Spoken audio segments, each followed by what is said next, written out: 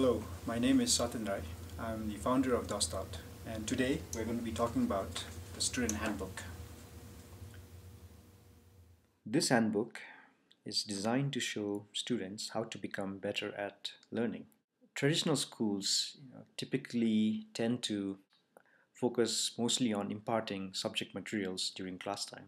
There is no time for the teacher to really show students how to learn. So what we did was we researched top students to see what they are doing differently. And we found that top students share common sets of practices, such as in their study habits, their techniques, strategies that they use for their studying, and which help them perform better than the other students. As part of the overview, I would also like to take this moment to thank several people for their contribution to help make this handbook a success. Asante and Karen helped us with education. Bill, Magda, Huge, Patrick, Dave, Andy, Frank, and Ratnam helped us with reviewing. Pranika and Akash helped with the translation into Nepali. We also applied this handbook in several programs, starting with our How to Learn program in partnership with Mercy Housing and Spring Institute here in Denver. And the Department of Education in Colorado also used our handbook for their Smiley 2010 program and are looking to use a handbook for future programs. This handbook is central to our student engagement program in Nepal, and we have started using in 8 schools in eastern Nepal and are looking to expand into more schools from next year onwards. And also, support was provided by Sandhya, Karsang, and Sapita. The student handbook is divided into 3 main parts. Part 1 deals with understanding oneself as a learner. So we explore what sort of environment they learn best in, what sort of learning style that works for them, and how does their memory work. Part 2, we focus more on how do you manage your study. We look at time management. We look at how do you prepare to study so that you can maximize your study time, and how do you stay motivated and focused by learning how to set goals. And part 3, we go over some study skills. So we look at how do you read for main ideas, how do you actively listen, as well as how do you communicate with others clearly, how do you write very concise and clearly in academic format, and how do you study for and take exams. We start off by having each of the students do a self-evaluation of his or her study habits and skills. This is important for the student to see where they exactly stand, whether they have good habits or whether they have very poor study skills.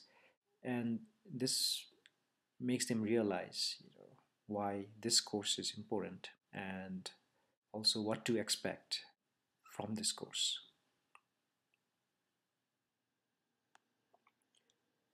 The first part is about understanding how you learn as an individual. We explore the environment, the learning styles, and memory. So as you can see with this format, we have given them a template for how do you do a quick review of a concept. So this concept, there's 3 topics in it, and making each of the topic into a question and then asking these questions and then being able to answer them gives you a quick check as far as your understanding. The first topic is the environment, and we explore when, where, and how. And as you can see with this lesson format, how we structured it is we make each of the topic into a question that we ask the student first to get them thinking about what they've been doing so far. In each of the lesson, what are the main ideas that they really need to know, and then what are some of the details and examples that will help them understand what the main ideas are. And we always finish up each of the lesson with practical application question, how what they have learned here about the environment, how they're going to use in the school going forward. Next one is learning style, and this is based on Dr. Howard Gardner's multiple intelligence theory. We explore 7 of the intelligence here. By the end of it, the students realize that they are unique, different from the other students, and they have strengths in certain intelligences versus weaknesses. We look at memory. These are just some small set of efficient memory tactics, such as studying for a shorter period of time, studying related subjects together, reviewing regularly, using more senses, sleeping on it so the brain can process it, as well as being more involved in one's learning. If you are teaching others, you are involved the most and you retain the most as well. Whereas if you're just sitting in class and listening to lecture and then not doing anything else, then you will only retain very low. Finally, at the end of each part, we do a evaluation. We ask them to evaluate our content, our presentation, and materials. And then we also ask them to self-evaluate how much they learned in this lesson. So number 4 means that they master the knowledge, so they know how to use these techniques in the real life. And 0 means they didn't learn anything. And then we also ask for comments and suggestions. Part 2, we focus on managing one study. We look at time management, we look at getting ready to study, and we look at goal setting. So time management, there are many different templates that are out there, and what we did was we selected a very simple template that the students can easily learn and build upon it. Our time management, we show them calendaring major events such as their test and projects and presentations into a calendar that they can see easily and then prepare ahead of time, and how to manage their daily task using a simple to-do list. The second topic is about getting ready to study. In order to maximize one's study time, you need to be relaxed, have enough confidence in your learning ability, and also be focused. Breathing exercises help to relax.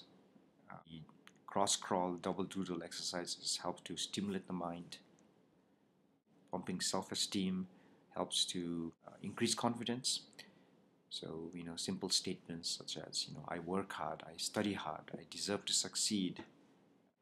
And to increase focus, we show them that, setting study session goals, it actually helps them achieve more during that study time. And also eating right kind of food and getting enough sleep. So right kind of food we mean by low glycemic index foods such as fruits, vegetables, lentils, milk, and bad foods are anything that's refined such as sugar, fatty foods. Third part, we deal with goal setting. We divide that into long-term goals and short-term goals. So long-term goals is really about 5, 10, 20 years down the road, where what they want to achieve by then and why they want to achieve that and how they're going to get there. And short-term goals are really steps to get to the long-term goal. We show them that short-term goals are more closer to your immediate future, and each of the steps that they take to achieve that short-term goal is going to eventually lead to their long-term goal and to have that synergy. And by the end of the lesson, the students are able to give a 2-minute elevator speech. What is their goal? Why they want to do that? What they have done so far to achieve that goal and what they still need to do to achieve it. And then finally, we finish up by checking for understanding. The third part of the student handbook deals with study skills. How do you read for main ideas? How do you actively listen? How do you write clearly? And how do you study for and take exams? The first topic, reading for main ideas. We provide a 3-step process: preview, read, and review. So during preview, the student is skimming for the main ideas. Reading is reading for the details and examples to support the main idea. Reviewing is to check for understanding.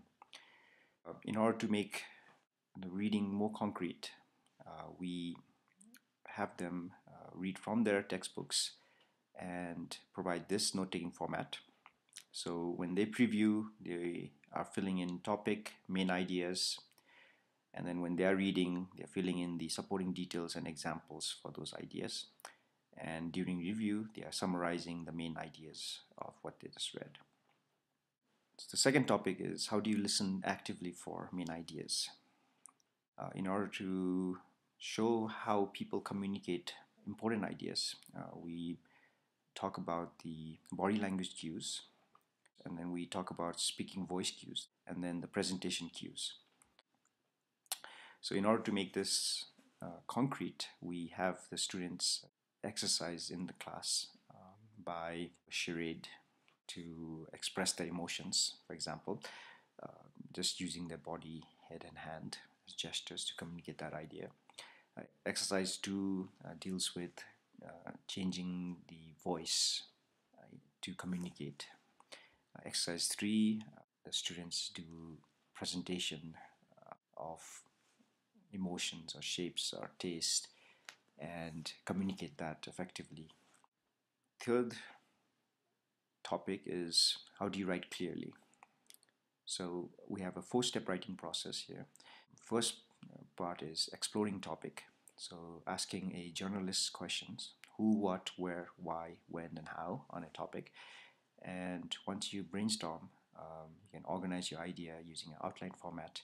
And once you have outlined, you can write a draft using in a standard academic format: introduction, body, conclusion format.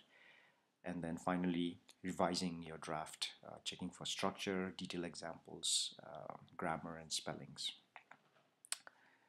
So in order to make this concrete, we have an in-class exercise where we work on a writing topic, and then we ask the questions.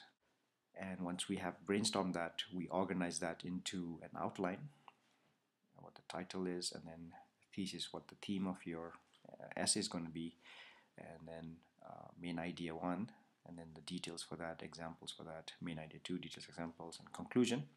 So once we finish the outline, then we have this structure for the students to write a draft of it. So introduction, so from this outline, the thesis becomes your introduction here. Main idea 1 and the details and examples become body paragraph 1. Main idea 2, supporting details, examples become body paragraph 2. And conclusion becomes conclusion, but in a more full sentence format. And then finally we have them review and then read aloud their essays. The fourth topic, final topic, is about exam. So how do you prepare for and take exams? So preparation, we teach them the 3-step process.